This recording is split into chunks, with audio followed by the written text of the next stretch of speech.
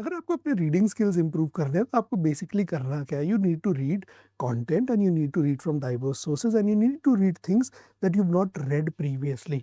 जैसे कि ये पर्टिकुलर आर्टिकल है हमारे पास, ये आर्टिकल है न्यू इंडियन एक्सप्रेस से, ये लिखा है देवदत्त पटनायक ने, काफ़ी फेमस ऑथर है। तुम्हारा होमवर्क है इसके बाद चेक करेंगे इनका प्रोफाइल जाके और इन्होंने क्या क्या काम क्या क्या बुक्स लिखी हैं।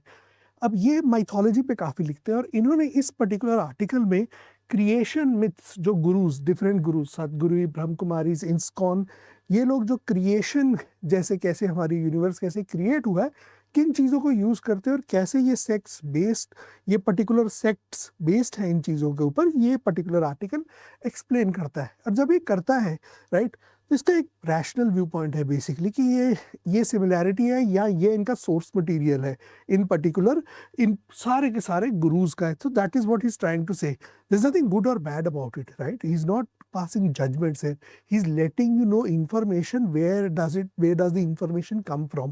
So when you read this you get enriched with respect to knowledge, with respect to understanding these, और जैसे जैसे आप आगे बढ़ते जाओगे एज अ रीडर, इंप्रूव करते जाओगे, ऐसी चीज़ें आपको हेल्प करेंगी एक वाइडर पर्सपेक्टिव डेवलप करने में।